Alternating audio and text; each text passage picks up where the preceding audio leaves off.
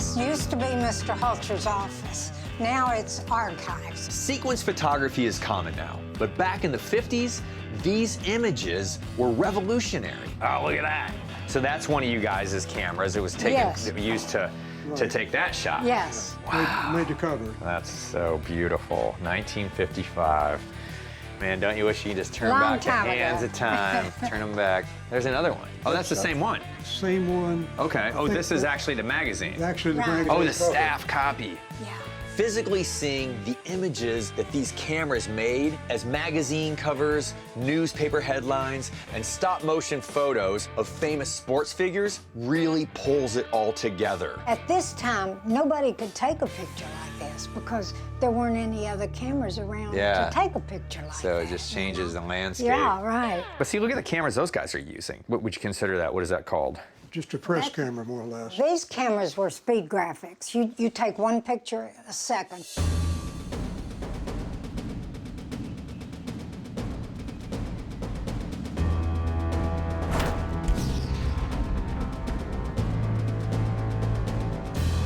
These are really neat. Obviously, these photos have been published before because, you know, it's a professional photographer covering the game. Baseball was the perfect vehicle for this technology to be shown to the masses. Outfielder Dusty Rhodes crashes left field wall in vain attempt to grab double. Pitcher winding up to throw a strike, someone sliding into home, a batter in sequence hitting a home run. All of these moments were being captured, giving the public a view of their heroes like they had never seen before. What about stuff like this? Would you have any consideration of selling any of these? Sure. You've got 8 of them, and then you've got this picture here. I'd be interested in them for like 30 bucks a card, and then I'd have to frame it and, you know, present it that way. I think they might be, after I frame it, like $75 to the right person, you know? So like for the pile here, like $250. What do you think? I I think would that's rather right, see yeah. him go to somebody that could keep them better than we are. Right, right. To see him get excited about it excited me. I'm thinking, finally somebody is recognizing our product and what people could do with it, you know. It's kind of got to me. We would do that. Okay. Yes. All right, thank Yeah. you. I noticed you got another baseball picture over here. What is this the one? 1959 World Series. Charlie Neal hits one to the left field seats for a home run, but it's Al Smith who takes the shower.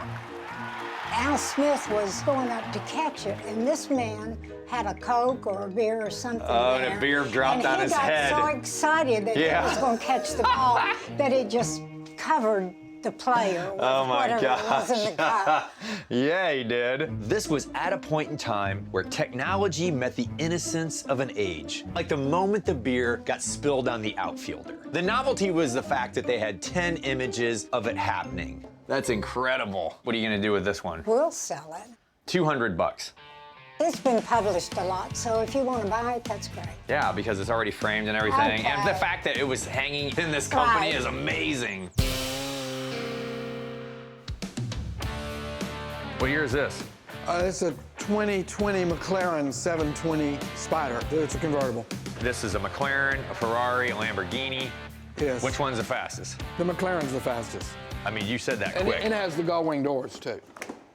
Oh, yeah, there you go. I collect because it's the only hobby I have. Well, I was in the junkyard business, and of course I loved cars. I was always a car nut. I always wanted to own cars and understand cars. I think the toys helped me accomplish that goal, and I could afford the toys, whereas I couldn't afford a whole lot of big cars.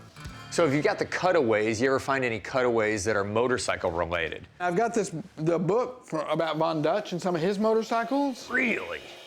I bought this recently, a few years ago at the Peterson Museum auction. They sold a bunch of the Von Dutch stuff. Oh my gosh. I remember that when that went down. That's his, cover. He made He that.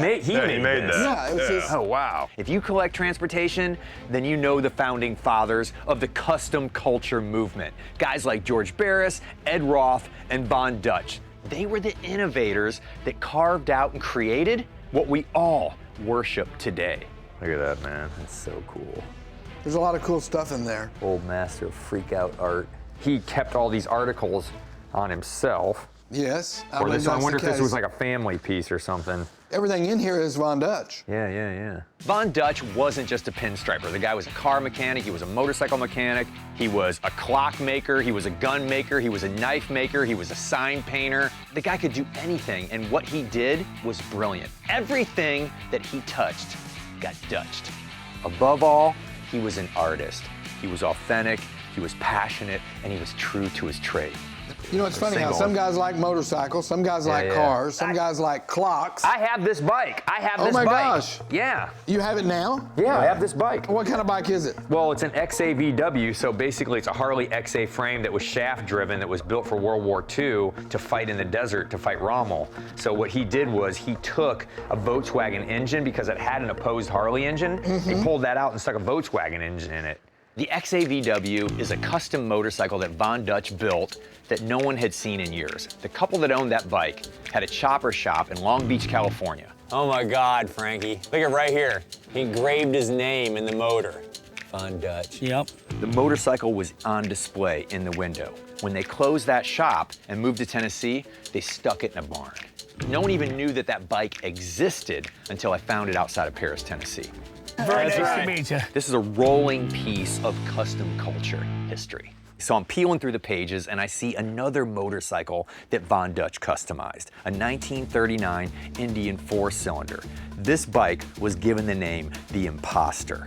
Okay, see that tank, Robbie? Oh, I know. Look See at that? Look at the scallops. I know. I have that tank. I know, Have you I've seen that seen tank? That's the only part of this bike that's been found. I have that tank. I've got the XAVW, and I'm a huge fan of Von Dutch's. Who isn't? Can I make you an offer on it? I mean, obviously, I'm like physically connected to this in so many ways. Sure. I'd pay $8 grand for it, you know, and most of it is newspaper clippings. Yeah, but that just gets me probably what I paid for it. What are you talking about? A couple hundred more? I mean, yeah, but I'm the guy that's got the stuff, man. You know, I mean, seriously, I do. This is like so important to me. Man, I don't know. I pulled the bike out of a barn. I've got it. I've cleaned it. It's like, it's The bike really- is more important to you than the book is to me. Yes, sir. I would That's give why you I- should pay more. More than 8,000? $9 grand. I can't do it, man. I mean, it's like 8,500. Okay. Really? Thank you. I always say if you send 10 different pickers into a building, they're all gonna come out with different things that connect with them. The last thing I thought I was gonna find today was something that I was so connected to.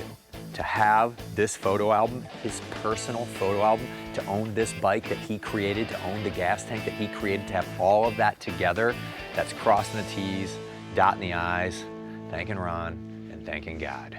All right, guys. Thank you so much for calling us. Thank you. Yeah. Thank you so much That for was selling me cool. this album. Until just the last few years, I don't think I ever really felt like I was wealthy. Okay, I felt like I was successful. Thank you, guys. was Seriously, you great. come to Nashville. We'll hang out. We'll do. I will. We'll Thank honky-tonk. you. Okay, but I think I had a very meager life for a really long time, and I worked really hard to get here, and I don't let people hold it against me because I'm here. See you guys. Okay. Those guys are fun. Ready to go? Yeah. It's cool. This garage was his space. We're in California looking through Jim's dad's garage. I'm interested in that stop sign and the thermometer. Why don't we do 200 for both of them? 200. His dad collected all kinds of things and crammed them into small spaces. We've pulled out some great stuff, and now we're looking for more. Dude, that's a cool piece. Tell me about this this frame here. You've got all the photos of Okay. the racing. This was my mom's uncles in the cars. They owned a Buick dealership in town, and that's what they raced, Buicks. Now, this was all before the Depression. This was from, In the teens. yeah. This is the kind of stuff that really gets me going. In those days, you had a driver, but then you also had a mechanic that rode with you in the race car. Yeah. These are original photographs of early American racing. One of my favorite quotes from the man himself, Henry Ford: auto racing began 5 minutes after the second car was built. These guys were real moto pioneers. This was an incredible time in the world for transportation innovation. They used to do races out at Kearney Bowl. They also used to race down Kearney Boulevard. These images were taken here in Fresno? Yeah. Automobile racing was in its genesis at that point. In those days, a race car maybe had a seat belt. Your helmet was made out of leather, and that was it. There was no roll bar. There was no airbags. In those days, you would be racing not just against other cars, but you might be racing a plane, you might be racing a horse. It was a form of entertainment that people hadn't seen yet. So everything was fresh and exciting. Wow. And this is actually the wreckage of the car that my mom's uncle was driving. Wow. Did he survive? He survived, but the accident led to his death. And somewhere in this garage, and I wish I could see it, is the steering wheel of the car in that accident. Get out of here. That's busted out in the middle, and there's a picture of him with his racing helmet and goggles. And that was kind of like a memorial picture, using the old steering wheel as a frame. When's the last time you saw that? Well, years. It was hanging on the wall. I can't imagine it's too far away. Where was it hanging on the wall at? Piece. It used to be hanging right over there. Right over here? As soon as he said that, I was like, I gotta find this thing. Here, Feel take free this. to Let me see. feel free to me dive see. on in any of this stuff. So I'm thinking, there's so much stuff piled up over there that it must have just fallen off the wall. All kinds of treasures back there. Saw. Dang. So I'm looking through car parts, digging around, and I cannot find that steering wheel. There's just not enough time. In a perfect world, I would have the photos and the steering wheel, but that's not gonna happen. But I'm still interested in those photographs because all together, they tell a story, and I wanna bring that home. I'm interested in the photograph.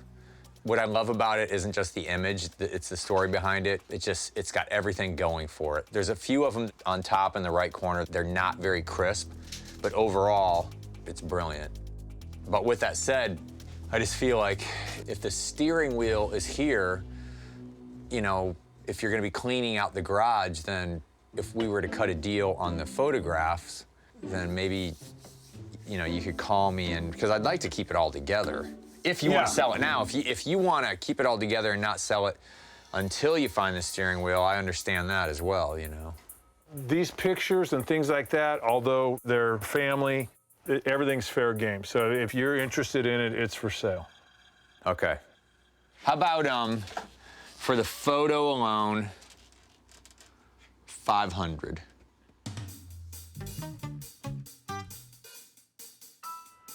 Yeah, 500 on the photo alone?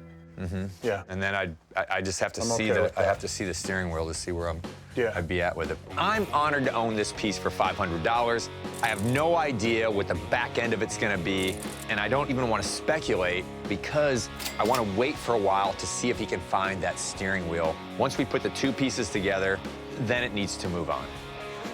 Alrighty. It's time to let somebody else have these things who's going to use them and enjoy them. They're not doing anybody any good sitting on a shelf. They need to be out where people can have them and use them and enjoy them again. Let it go. Good luck. Nice meeting you. I gotta admit, it was a little deceiving at first. You don't But man, see it. your dad had a great eye.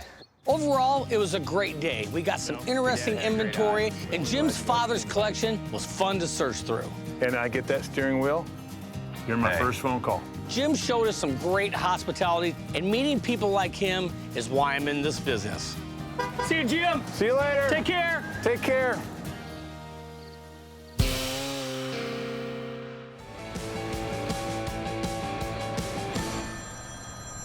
Danny D, what's up? Hey, so I got a real good lead for you. Ready? What do you got? So I'm gonna actually send you guys to see Paulette. Now, Paulette and her late husband, Alan, were one of the preeminent photography dealers in the country for many decades. Wow. They dealt with a ton of early photography equipment, and they have anything you can imagine, including cameras, daguerreotypes. I mean, they have everything. Sounds incredible. Sounds great. So her son, Brady, is who I've been talking to. Now, he's gonna be waiting for you around the back of the house. I texted you the coordinates, so you should be able to find your way there. All right, thanks for the heads up. We'll let you know how it goes. All right, I'll talk to you later. You guys have fun. Bye. We're right here. We could go on this little road right here. Right in here. Look at that. There's her little antique shop. Ah, that's cool. That's super cool. Maybe she's got photographs of like early airplanes and stuff. Hey. You Brady? Yes. Nice to meet you. I'm Mike. This Hey, is dude, Jersey. I'm John. Nice Here, to hit meet him you. with a flyer. So your mom and dad were dealers their whole lives. Yes. That's so cool. So what was it like growing up with that? It was great, you know, you grew up with lots and lots Yeah. of boxes of things and Yeah. Did you feel like you were in the moving business? all the time. Yeah. Did you go to shows with them? All the time. That was our summer vacation. That was your summer Yeah. vacation? Would you like to meet my mom and Absolutely. love to get to look around Absolutely inside? love to meet your mom. What year's the house? 1840s. Wow. Beautiful home. Hey mom, Yeah. some guys for you to meet. Hey, heard a lot about you. Hello. Yeah, you talked to Danny on the phone? Yes. Yeah, that's my friend John. Nice Hi, to John. meet you. And he's been showing us around the Quonset hut. Wow, this is neat. Oh my gosh, this is incredible. Wow. Oh, yeah. This is a little bit out of our wheelhouse, but I can tell right away we're gonna be looking at some pretty incredible early stuff just by looking around on the shelves, and I wanna learn today. This is amazing. Look at all these pieces here, John. Oh, that's cool. Alan and I both loved photography. During college, we would develop film in the darkroom, and we were very passionate about collecting photography, cameras, other antiques, and anything aesthetically pleasing. Now this is a neat piece. The zoetrope. Cool.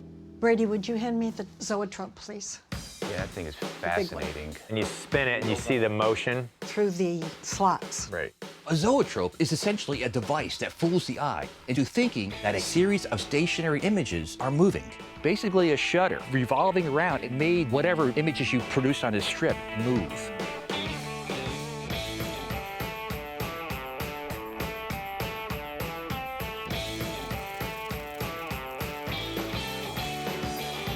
What year is this from?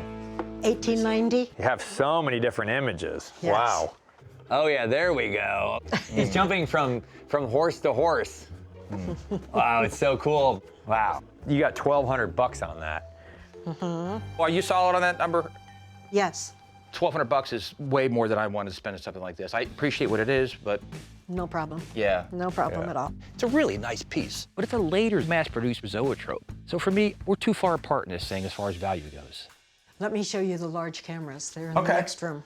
In this room is cameras that Alan and I collected. Oh my gosh. This is one of those once-in-a-lifetime collections that would be hard to replicate. When you look at these cameras, they say so much. The bellows, the cases, the lenses, they're just beautiful to look at. This is called a hump front, and it's a little more expensive. It's incredible to walk through a collection like this and pick up any piece, and for Paulette to tell you every little detail about it. That's called a stereo. And that's beautiful. It is Gosh. with the red bellows. What are these? These are called detective cameras because they're supposed to emulate what toolboxes were back in the 1890s. Oh, like people spying on people? Yes. No kidding. Wow. Yes. This one, you're carrying it like this, and you're looking down, and you're pushing the button. So that was a thing to the point where they are actually manufacturing cameras to take secret pictures of people. Yes. These are all detective cameras? Yes, Wow. So would you sell a detective camera? I would. I like the box on this one. Yeah, it's pretty. Yeah. What would you have to have for that one? I'd do $450. Okay, I'll do $450 on this one. Okay, All right. You see, I'm glad you're educating me on all this stuff. that's great. Well, it's so interesting. I mean, they're just incredibly beautiful. They're works of art, so many of them. Yes. I saw something in the side of the room which was interesting to me. Mike, look at this. Oh, that's so cool. That was for a magic lantern. The magic lanterns, they would have taken slides. Yeah. And somebody had to put a candle in it. This is the magic lantern slide. Yes, So that would make a very faint image on a wall. Like a mechanical shadow puppet. yes. Magic lanterns are fantastic devices because they were like an early slide projector. You could put any kind of image in there, a painted slide or a silhouette. The lantern would then project that image onto a wall using a light source behind it. These devices date back as far as the 1600s. And these are the magic lanterns. Wow, those are cool. So like this one here, that's a candle. Yes. That's so primitive. Wow. And the reason we got that is because we had a monkey. Oh, you guys had a monkey? We got her at the Rose Bowl swap meet When? in '69. Really? They sold monkeys then? Yes. This is a perfect example of just how wild the antique business used to be back in the 70s. Now, when you go to the Rose Bowl flea market, you cannot buy an exotic animal there. I don't think, unless somebody's got something in a trunk. How long did she live? 16 years since we didn't have any kids. We sent out birth announcement to his grandmother, and she really thought it was a child and wondered why we called it Monk. Look at the monkey opening presents on Christmas. So you got $175 on this. That's all. So what do you want on it? As close to that as possible. This monkey is entertaining. I mean, the arms and legs spinning around. It's tin work. I mean, this was skillfully done by professional craftsmen. I've never seen one like this before, ever. $150. Sounds good. Would that be good for you? That's good. Thank you. I appreciate that. You're Thank you so much. This is great. Hey, Paulette. Yes. I found this thing. It looks like a camera. Aha! It's a flask. It's a flask. So this is neat because, I mean, to me, these look like Prohibition-era camera. Yes. And they're like, hey, let's get a drink and nobody's gonna see us. Okay, right? During Prohibition, people were coming up with all kinds of creative ways to hide alcohol. You know, a guy's got a camera around his neck, but it's a flask. You know, a cop would be looking the other way while you're taking a hit of alcohol. I have another flask, too. Did you happen to see it? No, I did not see that one. Actually, 2 more flasks. So it's just a brownie camera style camera? Just had a bottle in there. Yeah, and it should have had a stopper. The stopper's not there? Right. That's a flask as well? Well, this is ceramic. Yes. This is easily going to break one drop and it's over with. So it's more of a decorator piece than anything. So what are you thinking on these things here? I've seen those go for about 100. And what about the brownie? About 50. And the candid shot? 50. So you're looking around 200 for the 200. package. Yeah, I think those are good retail numbers. $150 for the 3. Okay. You do that? Thank you so much. Yes. All right, all right. You know, I'm not much of a photographer, but I know drinkers, you know. I was enthralled with Paulette. She's an amazing person, so knowledgeable, so passionate. Paulette knows this stuff intimately. It was a real honor to spend a day with her. Ah, nice. All right, Jersey, what do you got? 4 chairs, buddy. Paulette and her husband were in the business of dealing with items that captured moments. And through that whole journey, they created a lot of them themselves. What better way to collect than with your partner in life, and along the way, amass a really amazing collection together. Thank you so much. Thank you. Alan would have loved Mike and John. Having people come in and appreciate the collection is wonderful. It's just fun dealing with those 2 guys. Sweet pickings!